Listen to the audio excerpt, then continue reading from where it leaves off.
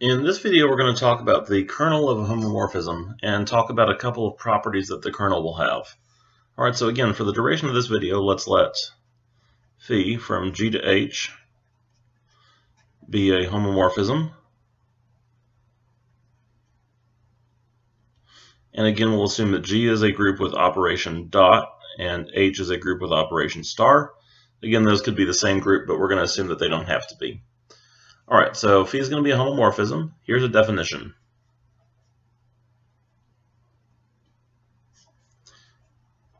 The kernel of phi, which is written ker of phi. I'll usually use lowercase k, but sometimes people use uppercase k. It doesn't matter. This is the set kernel of phi equals the set of all x's in G in the domain such that phi of x is equal to the identity of H. Okay, so in other words, in colloquial language, it's the set of inputs from the domain that map to the identity. If you've seen the word kernel used in linear algebra, you'll find this idea kind of familiar. In algebra, or in linear algebra, if I have a matrix A, then the kernel of A is the set of all vectors x such that A times the vector x is equal to the zero vector. And I'm being purposefully vague about what vector space X lives in because I don't want to get into details about the dimensions of the matrix A. But the point is that we use the kernel to refer to the set of all vectors that get zapped by this matrix. So in other words, it's the set of all inputs. If we think of this as a function of X, it's the set of all inputs X that get mapped to the identity. That is the identity vector. If we think of the vectors as being an abelian group under addition, then this is the identity. So just to point out that the idea of the kernel of a homomorphism is entirely consistent with the idea of the kernel of a linear transformation, because a linear transformation is really just a homomorphism of additive groups. So in this video, we're going to establish a couple of important properties of the kernel of a homomorphism. The first one we're going to prove is just that the kernel of phi is a subgroup of the domain. It's a subgroup of G. So it's not just a subset of G, it's a subgroup. And second of all, we're going to prove that phi is one-to-one if and only if the kernel of phi consists only of the identity of G.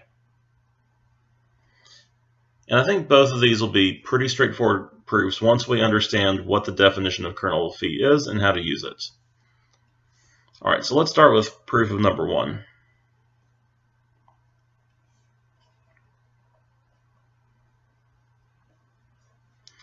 Alright, so let's just go ahead and zoom down here. I want to keep the definition of the kernel in frame here because I think that'll help us out. Alright, so to prove that the kernel of phi is a subgroup, I'm going to use the two-step subgroup test. Now, when we use the two-step subgroup test, let's just write that down. Two-step subgroup test. First thing I need to do is make sure that this set, the kernel of phi, is non-empty. So to show that kernel of phi is non-empty, recall that I know that there is at least one thing in G that has to map to the identity of H, and that's because I have those lovely properties from the previous video. I know that the identity of G has to map to the identity H. So I know that the identity of G does belong to the kernel of phi. So at least there's that. At least I know that the kernel of phi contains the identity of G, which is one of the things that we need in order to have a subgroup. So now let's prove closure. Now, because elements of the kernel of phi belong to the domain, I'm going to refer to those using x's. So let's suppose x1 and x2 both belong to the kernel of phi. And I'm trying to show kernel of phi is a subgroup, so I will show that x1 times x2 also belongs to the kernel of phi. That's the goal. All right, so let's just interpret what we know. We're given that x1 and x2 belong to the kernel of phi. So what does that mean? Well, we know that since x1 and x2 both belong to the kernel of phi, that means by definition that phi of x1 and phi of x2 are both equal to the identity of h. That's what it means to be in the kernels, that they get mapped to the identity. All right, so, well, what about x1 times x2? Well, if I want to show that x1 times x2 belongs to the kernel, I'd better show that this maps to the identity. So let's just try working out what this maps to. Let's just write down phi of x1 times x2. Okay, I always like to start a calculation with a word like well. All right, so phi of x1 times x2 using the homomorphism property, like the most important one, which is the definition, that's equal to phi of x1 star phi of x2. And well, both of those are the identity. So I'm just starring two things, both of which are the identity. That gives me the identity. So I know that this is an element also which maps to the identity of h. So this means x1 times x2 also is in the kernel of phi. Terrific. All right, so I know that the kernel of phi is closed under multiplication. If x1 and x2 are in there, then so is the product of x1 and x2. Okay, what about inverses? Well, let's suppose x belongs to the kernel of phi. We'll show that x inverse belongs to the kernel of phi. All right. Well, again, we know since x belongs to the kernel, phi of x is the identity. Okay, so what about phi of x inverse? Because I'm trying to prove that x inverse belongs to the kernel. Well, phi of x inverse, by one of our properties of homomorphisms, that's going to be phi of x, all of that inverted. That is the inverse of phi of x. I was trying to figure out the right syntax for that sentence. Well, phi of x is just that's the identity of h. That's what we just said. And the inverse of that is still going to be the identity of h. The inverse of the identity is the identity. So that means, huzzah, x inverse belongs to the kernel of phi. So kernel of phi contains all of its inverses as well. So because we have a non-empty subset, which is closed under multiplication and contains inverses, we can conclude the kernel of phi is a subgroup of G. And that's going to be a really important property later on. Okay, now one more thing. The thing about phi being one-to-one if and only if the kernel is trivial, that is, contains just the identity. Oops, let's zoom back in there. There we go. Okay. All right, so one more proof. Let's do this one in maroon. That's a good color. Okay, this is an if and only a proof, so we're going to prove it two ways. We're going to show that if phi is one-to-one, then the kernel of phi is trivial, and we'll show if the kernel of phi is trivial, then phi is one-to-one. All right, so let's start with this direction. Assume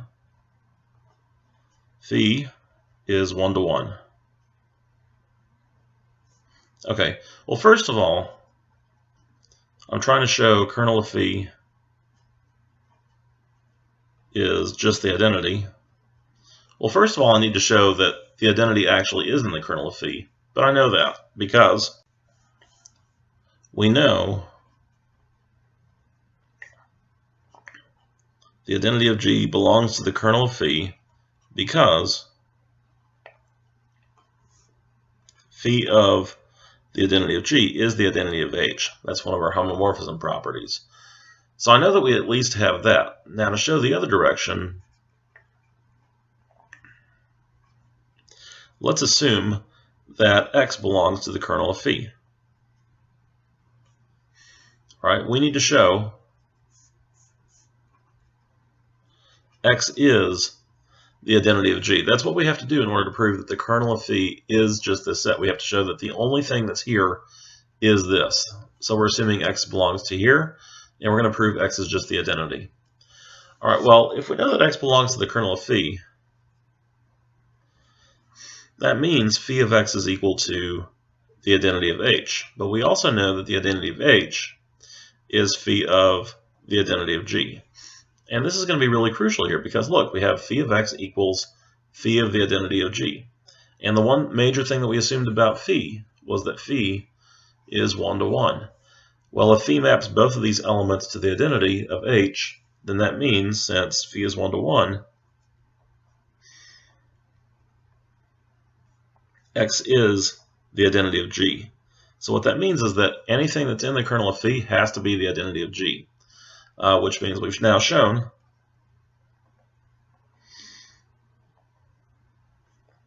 kernel of phi really is just this singleton set, just the identity of g, nothing more. All right, so that's part one. What about the other part? So I need to prove that, so we're going to assume that kernel of phi is just the identity, and we will prove phi is 1 to 1. Okay, this one's going to be a little bit trickier. Well, it's trickier in a certain way. It's like tricky in a different way than the previous part was. I think both are actually kind of tricky. All right, so how do we show that a function's 1 to 1? Well, let's assume that phi of x, let's call it phi of x1 equals phi of x2, where x1 and x2 both belong to g, the domain of phi. All right, that's how we start a proof that phi is 1 to 1, is we just assume that two inputs map to the same value. And we need to show x1 equals x2. Now, the way that we're going to do this is by doing some massive algebra on this statement here and using the fact that phi is a homomorphism. All right, so first of all, I'm going to multiply both sides on the right by the inverse of phi of x2. So we know that this is true, that I can multiply by phi of x2 inverse on both sides.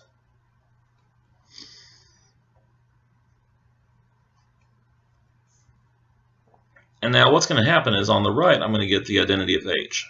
Super.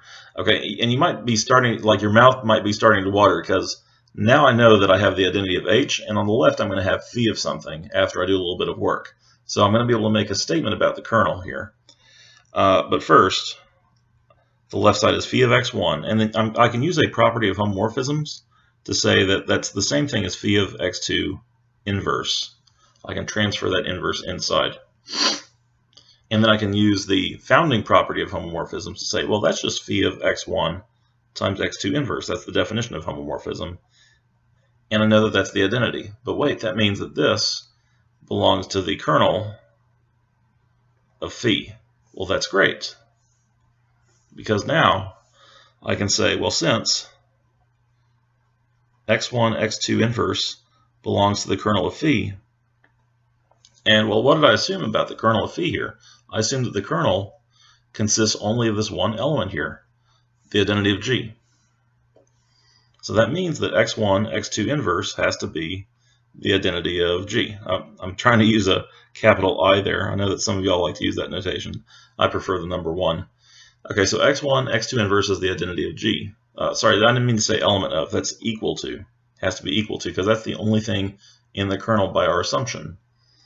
But then I can multiply both sides by x2 on the right and get x1 equals x2. Well, wait, that's what I wanted to show. I assumed that phi of x1 equals phi of x2, and I ended up proving that x1 equals x2. So phi is 1 to 1. It's kind of fun how that proof works out. Kind of a miracle, actually. So anyway, now we have a couple of different important properties of the kernel. First of all, it's a subgroup. And second of all, it will be the trivial subgroup if and only if our function phi is 1 to 1.